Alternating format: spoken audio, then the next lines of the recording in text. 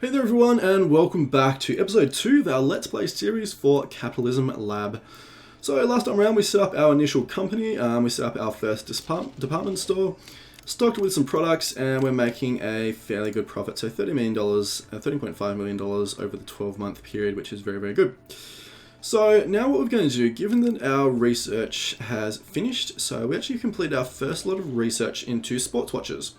So we jumped our technology level up from 30 up to 73, which is a very, very significant jump. And the big thing is that our competitor, so we actually do have a competitor here. So we've got 10 competitors as we saw last time around. One of our competitors actually has the same specialty as us in watches. So that is a big thing. That means that I suspect that generally the companies stick to their expertises, especially early on. So I would suspect I would expect a lot of competition quite soon with watches. But if we can maintain a technology lead, it's going to make it very, very, very difficult for them to actually break into the market, especially if we can actually get set up and establish our brand as well. So if we can get a technology lead and establish our brand, maintain those two things, there's not a whole lot they can do. All they can do is basically try and undercut us by slashing the prices, and there's ways that we can deal with that as well. So that's why we're very, very keen to get into manufacturing as quickly as possible. Okay, so R&D is done. I think I'm going to change this, guys, and actually now what I'm meant to do is I'm not going to set up a separate R&D center yet. I'll do that probably in a year or so. What I'm actually going to do is sort of basically get rid of all these connectors. And what I'm going to do is move to researching 3 products at a time. So I think what I'll do is I'll do 3 lots of 3. So basically set it up this way. So we're doing vertical connections here and set up our research here. So now I'm actually going to switch over to longer term research. So obviously longer term research gives you a higher benefit, a higher sort of advancement. So I'm going to switch to two-year research, which is going to take us up to 111 research level. Or tech level, I should say. So now we're actually going to start researching silver watches as well. We're going to do, I think, a 1 year to start with, and then we'll switch over and do a longer one. And then we're going to also research elegant watches. So for 1 year, that's just going to give us a sort of a boost. Although I'm thinking maybe 2 years. Yep, actually what I'll do, I'll terminate this, we'll do 2 years. So we'll do 2 years for silver watches, which takes up to 79, and 2 years for elegant watches takes us up to 79 as well. So you actually see here the actual base level is actually dropped, so it's now down to 27, and that is because the settings that we're playing on means that, or results in technology decreasing by 10% every year. So obviously it was at technology level 30, so it decreases by 3 every year. Or it decreases by that 10% of its current level. So that basically means you need to maintain a constant investment in research. And very, very important for you to do that. Just a quick thing while we're here. So as you see, we maxed out our training budget here. So we're doing as much training as we possibly can for this firm, for the R&D center. And this basically means that all these units you see here, unit level 1, so they're all level 1 at the moment. These are all indications of, these basically means, these little figures down here are how many people each unit employs. The red people are the base level, and the blue people are the upgraded levels. When every person in the unit becomes a blue, or in other words, they become trained up, the unit will upgrade to level 2 and everyone will reset back to the red, so the base level. And they'll basically keep repeating that process until they reach their maximum level of 9. So that is fine. So training doesn't actually cost a lot. So we come into our corporation details here, into our income statement here. So you actually see over the last 12 months, it's actually not showing yet, I suspect, because it hasn't quite ticked over enough. So training isn't a whole lot. Actually doesn't cost you a whole lot. I would suspect it's probably going to cost us $100,000 to $200,000 to train that unit up over a whole lot. So I think maxing out training on most of your units is very, very worthwhile. So yeah, that's fine.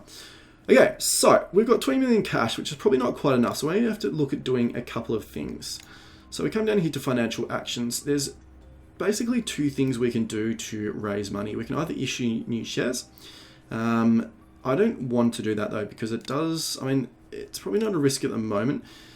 So basically what happens if you control over 50% of a company, it becomes your subsidiary, but you can't really change it at all. But if you control over 75% of a company, then you basically can run it as you see fit. You can change pretty much everything. You can change who runs it. You can change all their stock issues. You can change all their dividends. You can even change how they run their actual factories and their stores and all that kind of stuff. And then it actually opens up over 75% ownership. Opens up the possibility of a merger. So you actually merge two companies together. So if we lose, so currently me, so this is my character here, this is the name of my character. If I currently control 50% of my company of Dreamcore, and if someone, I don't like dropping below that because it means that someone potentially, it's quite unlikely at this stage of the game, someone could actually come in and buy up the rest of the stock to take them over 50% percent owned, and they would actually control that the company. And I'd actually lose. That would be a loss. The game would end for me because I would no longer have control of that company. So I'm quite reluctant to do that if at all possible, even though it does provide the best sort of amount of money. So for example here, if we dilute our shares by 5%, we get $7 million. So we could dilute by 10%, get 15. So we could do that, but I think I'm going to go for the easy way out and just borrow money. We have a credit limit of $57 million. I'm actually quite tempted to max it out because it means our monthly interest is only $216,000. So that's all just basically just interest. Well, it is just interest. And we're not, actually no, maxed out is 433. So that's just interest and that's not repaying any money, but 57 million will give us a war chest basically to go and be able to set up a full production line, a warehouse, and hopefully a retail store in most cities. I suspect we may be able to cover all 6 cities at once. The reason we want to do that is very, very important to get a start in developing our brand. And we're now going to jump in and have a look at brand here. So jump into our corporate details, into our company, into branding here. You've got 3 ways of advertising, of developing your brand. You can do corporate, so you can do corporate brand, as it says here, a single brand covers all products. So every product you release under your corporate brand has the same ratings. It's probably the easiest, a little bit sort of set and forget, but it opens you up a lot more to potential. In my experience, it gives you a lot more exposure to negative events. Unique brands means every single product has a unique brand. So for example, in the watches, it would mean that Sports Watches has a unique brand, Silver Watches has a unique brand, and so would Elegant Watches. It gives you a lot more scope and ability to customize your branding, but obviously it is a lot more expensive because you have to set up specific branding for each product. So what we're going to do, given that we're focusing just on watches to start with, we're going to set up a range brand. Basically that means that our brand will cover the watch category. So every product under the watch categories, all 3 of those watches that we mentioned before, will be covered under our brand, which means we actually only need to advertise once per city to actually start establishing our brand. Any subsequent stores that we open will be covered by our brand already. So that's why I'm quite keen to actually start getting our brand developed very, very early, because basically it's sort of something that is very difficult to catch up on. Once a competitor has a lead, you've got to spend a lot of money to actually catch up on. So that's why I'm quite keen to do that quite quickly. So we switched over to range band. It is worth mentioning that you can't switch, it's not worth switching quickly or switching very often. Because as it mentions here, once you switch brand strategy, all products will actually go have a brand rating reset to 0, which is very, very bad. So generally, this is something you want to set very early in the game, and you don't want to touch it basically for the rest of the game if you can at all avoid it. So we set our range brand, which is really good, and that's done. So now what we're going to do is we're going to set up, as I mentioned, our manufacturing facility or our manufacturing line in Harbin, which I'm suspecting potentially is in Asia somewhere, maybe, because it has the cheapest land value and also the cheapest wages. So obviously wages are a big thing. So we jump into the cities. So we jump into the real wage rate is basically the level of wages, or how expensive it is to actually pay your workers per city. So Paris is 82, Lisbon 67, Harbin's at 30, Auckland 69, Portland 67, Tel Aviv 67 as well. So basically it's sort of reflecting, you know, the fact that a lot of companies put their production and manufacturing centers in developing countries because wages are a lot lower, and wages, yeah, therefore it's, you know, cost them a lot less to actually produce products. So that's exactly what we're going to do here. So first thing we're going to do is set up a factory. So we're going to need a factory. We're going to set up a large factory, and we're just going to put it down here. It doesn't really matter because it should be all the same amount of land. So it's going to cost us what, a bit over $5 million, or about $5 million per factory, which is fine. So we go, first factory set up. So I'm going to set this up, rename it as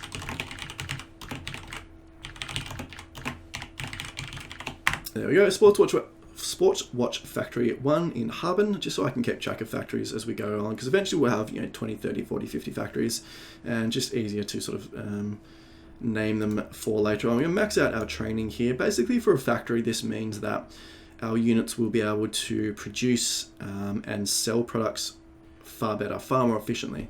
So it's something we want to do basically because it can actually sort of eventually lead to opening less factories, because, you know, your factory is constantly reskilling and tooling up, and, you know, they can actually produce more product, which is really good. So you don't want to sort of just keep building factories because these are quite expensive to sort of rebuild, whereas training is quite sort of cost efficient. So you want to do that as much as you possibly can. Well, in my experience, you do anyway.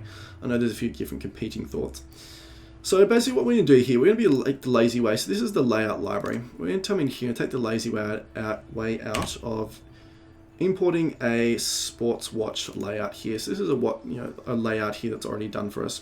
So I'm just going to show you here, we're going to be purchasing glass, plastic, electronic components. Then we're going to have 3 manufacturing units, which all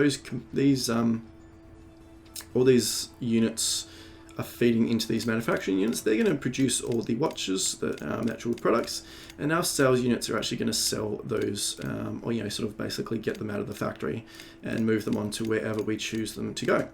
So that's good. So that's done. So what we're going to do is run this for a little while. I'm just quite careful. I'm not sure if there's a better way to do this. Basically what can happen is you've got to be quite careful of, once your product gets, I'll check in that in a minute, there we go. Once your product comes here, it means it's actually available for sale, and I know what I had to do, that's right. I'm just going to quickly, guys, jump into game settings, into game options. Where is?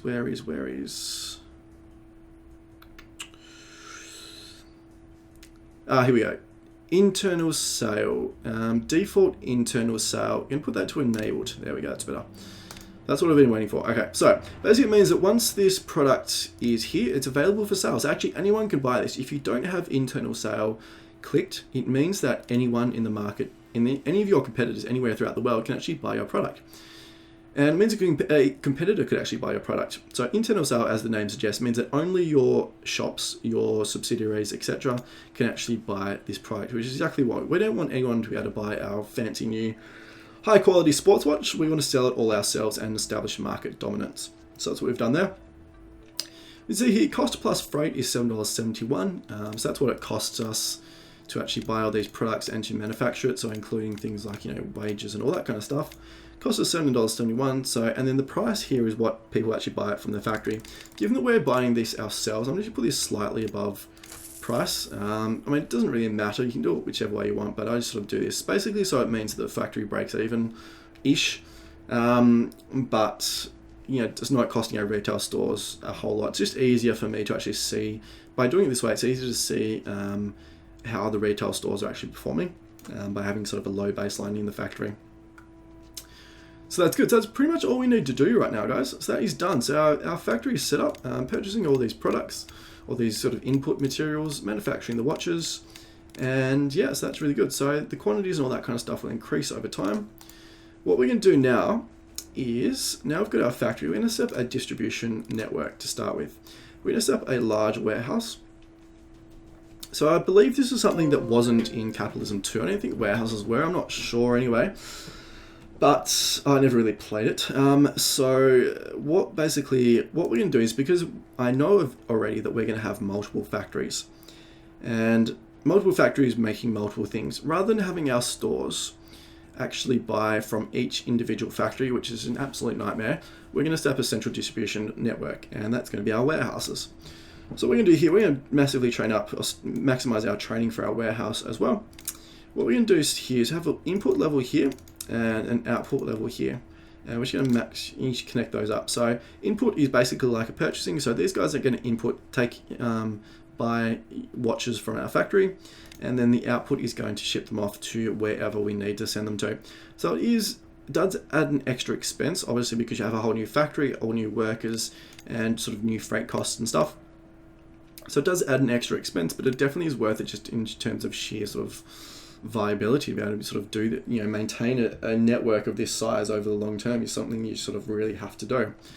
So we're going to link this up to our factory. So we can come in here to our own supplier, into our company, and there's our factory. So that's our factory producing our watches there. So we're going to buy those in, which is fantastic.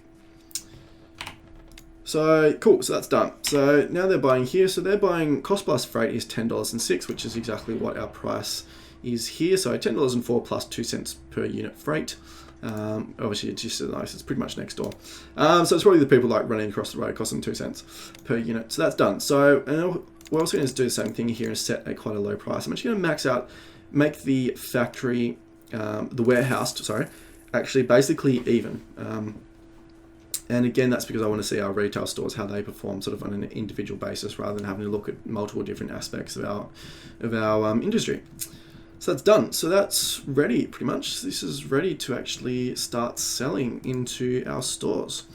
So we are going to take out our loan, as I was talking about before. So we're going to borrow the maximum 57 million. So it's 433,000 a month in interest, which is fine. I'm fairly confident we're going to make a whole hell of a lot more cash than that by selling our watches. Cool. So what we're going to do now, guys, is something very important to do before you actually start putting your watches into stores, is actually look at how your watches perform in each city, or the requirements of each city. So in Paris, for example, here we've got a breakdown here of the overall rating of a product and the concern levels here. So this is basically how important these three categories are to each particular city. And as we click through the cities, actually see they change. So each city has different requirements. So a big difference here. So for example, in Paris, the price is only 31% of the concern of how important it is. So actually, it's the least important of the three. Quality is second, and then brand is the top. So brand is the most important thing that Parisians are interested in when purchasing sports watches. If we come down to Harbin though, the price is actually 47% of the concern. Because obviously it's a far poorer city, they don't have as much money to splash around, so they're not particularly interested in brand. They're probably more interested in how cheap the thing is and how quickly, how easily it is to buy for them. So that's very, very important for us to actually know or to be aware of. So it actually means that Harbin is probably not the first place we're going to expand to, because it means we have to go and sell our watches at a far lower cost to actually be able to make a profit. Also because there's two retailers already selling sports watches. So Relay Power, which is our direct competitor, and another company called Lightworks.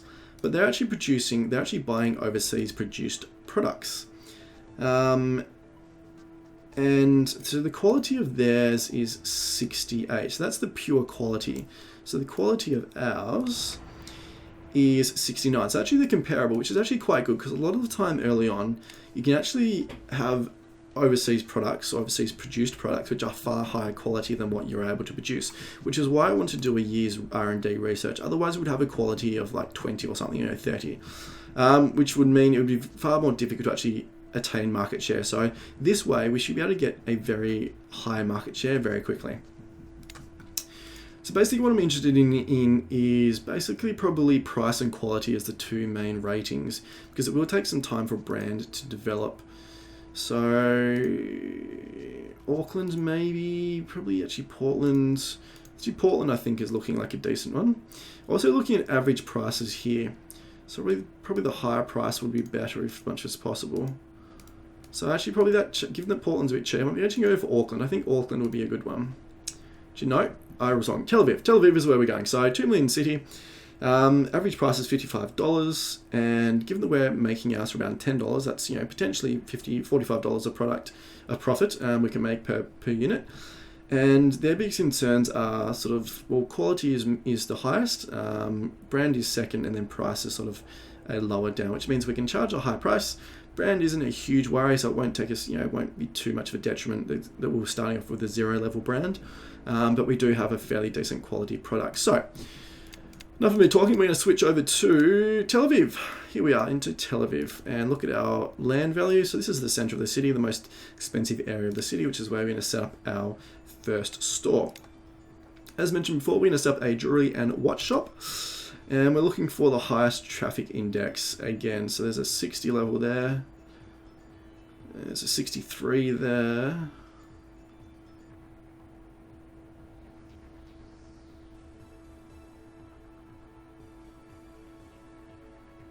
$69 there. Alright, so I'm thinking the 69 is going to be it. Yep. So it doesn't look like we can build any one of these blocks. No, we can't. Alright, so the 69 there. So the 69 is really quite a good rating for a store.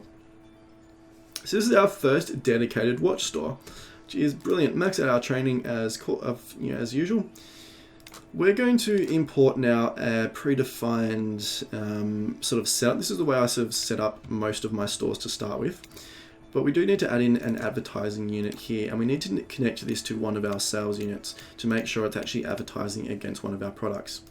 And as we mentioned, because we're in the range brand, one product is basically increasing the brand for all our products, or all our watch products, I should say. Cool, so we're going to link our media here. So we've got to choose which network or which form of media we actually choose to actually advertise our products on. We're probably looking for rating points first. So TV station has 40 rating points, which is high, almost double the competitors, and the price actually isn't too bad. So when you're getting 26.63 rating points for newspaper, and it's costing you $2.46 cost per CPM. So I think it's cost per impression or cost per marketing or something like that. Basically, I think it's like cost per impression. So how many? I think it's per 1,000 impressions. So per 1,000 impressions, it costs you say $3. So given we're getting almost double for not very much more expensive, that is definitely what we're going with. We're actually going to massively spend quite a bit of money on advertising to start with. We're going to put it to $300,000 a month. That is obviously a lot of money, isn't it? So it's $3.6 million a year. So, but that's because we want to build up our brand very, very quickly. So we could max it out to 500,000, but I don't want to go crazy yet. So we'll just go to 300,000. We can look at upgrading that later on if we need to. We need to set up our purchasing. So we're going to click on link up our purchasing. I'm going to go to warehouse only and all cities, and we're going to so actually the sports watch is actually coming in from Tel Aviv, which is interesting. All right, so we're going to go to all cities and make sure our city, because obviously we're shipping it in a different, creating it in a different city, and warehouse only, so make sure we get it from our warehouse. And this is our watch sitting in our warehouse there. So we can link up our 2 purchasing units like that, and pretty much that's it. That's all we need to do for now. So we'll run this for a few days until we can see our ratings here. So currently at the base level, we're charging $51.52 per sports watch.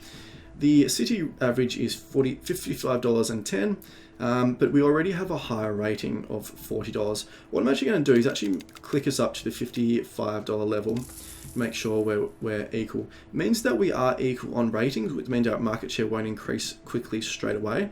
Given that I know there aren't a whole lot of competitors though, and I know that our brand will increase quite quickly by spending this much and also higher rating points, it means that this overall rating is going to increase very, very quickly. In the course of 6 months, I would expect we'll have a massive increase or massive sort of lead in there, which means our market share will increase a lot. So that's pretty much it, guys. That's done. I mean, there's obviously a lot more we can tweak on this later on, but for now, that's pretty much all we need to do. So I'm actually just going to run this for a little while. I'm actually just bump up the speed a little bit to actually see how things are going. So if we see our brand ratings already increasing very, very quickly here. So what's all those little messages, by the way? So new deposits, central bank increases, that's fine. Not particularly interested in those. See our quantity is massively increasing here. So we're selling, huge amounts of watches every month already, which is really, really good. You already see our rating is we've already got a 6 or 7 point rating increase or lead over the averages because we got a higher quality product than what is being imported. And also our brand is increasing there, and we're also charging about the same there. See our market share already, we've got a third after a month or two. So very, very good there, very, very happy with that. Supply and demand are totally fine, which is to be expected. That is good news. So that's good. So we can already see there that this store is already making, or will be making us quite a bit of money. And that is fantastic. So what we're going to do now, guys, given we've got $58 million, we're actually going to run through and set up stores in every city, at least one in every city. So we set up one in Paris here, in a jewelry and watch shop right next door to our department store. So there's a 63 there, which I think is probably the best we're going to get. Actually, no, there's a 69 right there, which is definitely what we're going to get. Cool, so there's a 69 there, which is fantastic. And basically going to do exactly the same thing as what we've been doing, and apart from adding in and advertising it. So we only have to do this once per city, although we will expand to having multiple forms of advertising later on, but for now this is totally fine.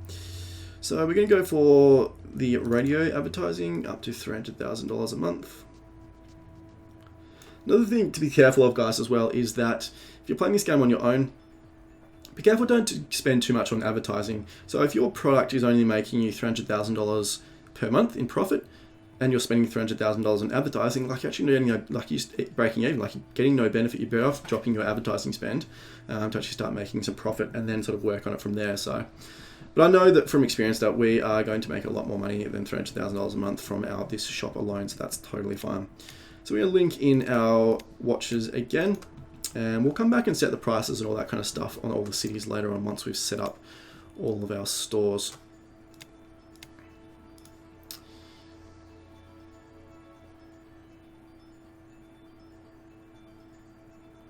So there's a 63 there, there was another 63 before.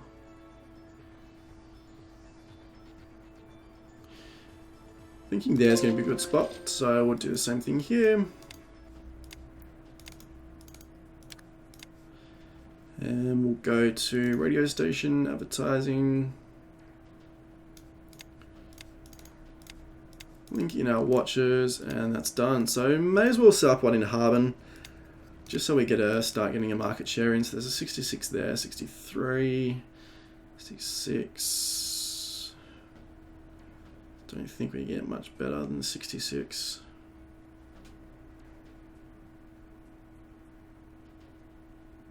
No. Alright, so we'll go for the 66 there.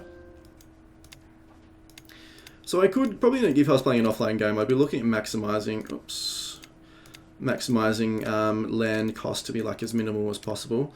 But for the moment, given this is online, I don't want to sort of waste too much time doing all that kind of stuff. This bit is a little bit repetitive, so I just kind of get through this as quickly as possible. So Auckland's got two fairly high land value spots, but we'll just run with this one for the moment. Looks like that's the main spot. This is 51. There's 63 there, 75. I think that's going to be it. We're not going to be 78 there. Awesome, 78. I think it is going to be it. I think you're going to get higher than a 78. It's a very high rating, especially early in the game. Like later on, it will increase as you build up. Oh no, we can't build there. There's a car park, of course. Right, 78 there. As the cities get built up and they become more densely populated, the traffic index will increase, or traffic rating will increase, but for now, 78 is a very high rating.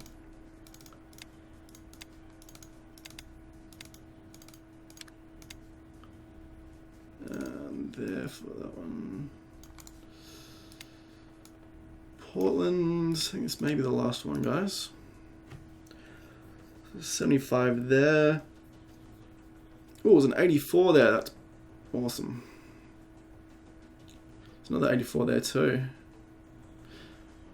And this land's a bit cheaper, so we'll go there. Cool, done.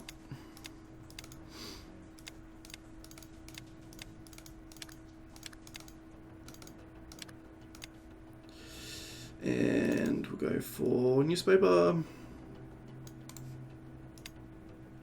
And that's it. That's every city now has a store in it. And we've still got 16 million in cash to spare, which is brilliant. Now we're going to keep an eye on, run this for a few days until the products all sit into their stores. Then we'll set up the pricing and all that kind of stuff. And then we'll keep an eye on our supply and demand, because I suspect we'll have to link in a factory quite soon because I know from experience sports watches can sell very, very quickly, or in high quantities anyway. So already see here our factory's already making 46,000, well, maximum of 46,000 per month. That will increase quite a bit over time though, so that's fine. All right, so we're gonna pause the game again, jump into our product details tab here. We're going to go through and adjust all of our prices for our cities. So in Paris, what have we got here? So average is 56. Currently we're charging 56, which is fine. Overall rating is 37. So, but I know the brand's coming up, so I may leave that for now. Like, for example, because this is early game, I can afford to do this. I'm not too bothered because I know that market share will increase quite quickly once the brand comes up. If this were sort of a mid to late game and I were coming in against other competitors, I definitely wouldn't do that because you can actually get frozen out of the market. So if you came into the market with a lower overall rating than your competitors, you would pretty much make no sales, or you would struggle to make any sales at all, and you definitely wouldn't increase much market share at all. So that's sort of why you have to come up with other methods of actually entering sort of competitive markets. But because this is the starting game, as I mentioned, I'm very confident that we're going to be totally fine here. So I'm actually going to increase the price to be sort of basically city averages. And Harbin here, we're going to drop our price a lot though, obviously. So this is the downside to selling in Harbin, is the cost is basically the same. Obviously the freight is a little bit less because we're, it's in the same city, but we're making a lot less money. So it's not as good, but it's probably worth just sort of actually getting in right now. So even though we are coming in against competitors, I will sort of set it at a lower price than this to start, give ourselves a little bit of a kickstart. Here, 55, 52, 38. So you've already got a very high overall rating increase here. So we can afford to increase our price quite a bit actually. So this takes us to a 32. Bearing in mind we have no brand yet, so that rating is going to increase a lot. So I may just drop it up to a 30 there. Portland, 46, 52, 42. We've already got an increase there, and we'll leave that as is. And Tel Aviv, 55, 55, 45. Yeah, that's cool there. But we can increase that just a little bit while we're at it. All right, cool. So that's done. So we leave those to run for a little while. We'll keep checking back on those periodically. But for now, we're sort of focused on the supply and demand. We already see demand is creeping up very, very quickly. So I already know that I need to add in another factory. You don't want to run into demand or supply problems in your store, because it can be a very big hit to your market share. So if customers can't sort of get enough product, it can be very, very bad for you. So we definitely want to add in these as much as possible. Add in as much supply as we actually need to. So sports watches, which is done. So we're going to do this already, which is fine. Start running this. We've got our price at 10.16, so we'll try and match it here to be sort of equal. So we'll drop this price down to about 10.21, which is good. Make sure group sales are on, and we're going to add in another input.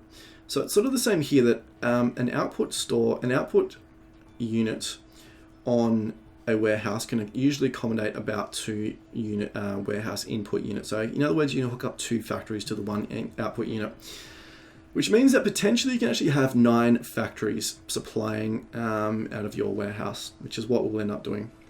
Okay, a little bit of a flash here. So researchers at Vigors Point R&D Center announced an invention. So a video game console, the first video game console ever, has been announced. August 19th, 1991. Which is fantastic. So we're going to add in our new supplier, which is this one, and hook that up there, which is good. So that's just going to make sure that we don't have any problems with demand and supply from now on. So I'm just going to rename this. Done. Cool. So that is good. So we already see here that our warehouse is basically sort of pumping out, between 70 to 90,000 units a month, which is good, and that will increase a lot as well. So we actually see we've got a lot of extra demand online, which is really good. So just make sure we're not going to run into any problems as our business has increased quite a bit there. So we probably jump in and have a look at our profits and our market shares here at the moment. So just pause the game. So Paris market share is increasing quite slowly. It's probably because we have a bit of an expensive watch. So we will drop that a little bit and make sure our market share comes up. Lisbon is doing quite well. We still have a big ratings increase there, which is fine. We can leave that one. Harbin's not doing so well because we've got competitors who have already a big market share. And we're sort of basically, so they're actually matching. So this is what competitors will generally do. They'll actually match or decrease their prices to try and shut you out of the market. So they're actually quite aggressive little SOBs, but like sometimes just the most infuriating thing in the world, you get this competitor comes in like flush with cash, especially mid-game, this happens. They'll try and enter a new product market. They'll produce or buy products and they'll sell them pretty much at cost just to try and basically drive you out of the market.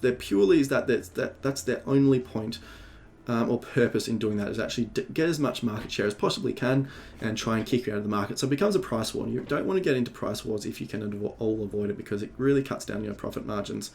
But for now, unfortunately, we're going to have to do this. So they're already selling theirs at $28. So we're going to have to pretty much almost match theirs.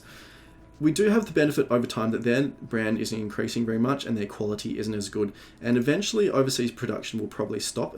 Overseas production does change quite regularly. So this will probably stop at some stage, which is good news for us. So for now, we've basically just got to match them. Orkin, we've already pretty much got nearly full market domination, which is fantastic. We'll probably actually increase our prices again because we're doing very, very well. Same with Portland. We are doing very, very well there. So we may as well increase our prices a bit there. And Tel Aviv is the same again, so we may as well increase our prices. So you notice we're actually charging more than the market average. I'm not too bothered by that though, because price is the least concern for most of these cities. They're usually focused on quality and brand, and we have a very high quality product with a very quickly developing brand. So that is totally fine there. So that should start increasing some of our profit margins as well as selling a whole lot of extra units, which is really, really good. So you can see our 12-month profit is jumping up quite quickly. And I would expect that to sort of increase or continue for the foreseeable future. So we're running at 37 minutes of the episode, guys. So I think we may stop it here. So I think we've achieved a fair bit of progress as we're going along. I think we're doing quite well. So I think next time what we'll do, we'll probably have our R&D. We'll finish in probably the next episode at some stage. We'll focus on sports watches and increasing our market share and our market dominance. We'll probably start opening some secondary stores in cities, and that means we can add in some extra units of advertising, although we probably won't do that yet until we start getting some competitors into the markets. But you see our levels, our profits are increasing very, very quickly now, which is fantastic. Supply and demand is fine. And so we're pretty much sitting pretty at the moment. We're the only sports watch manufacturer in the market, and we're establishing market dominance in all 6 cities. So that is fantastic. Alright guys, hope you've enjoyed today's episode, and I'll see you all next time.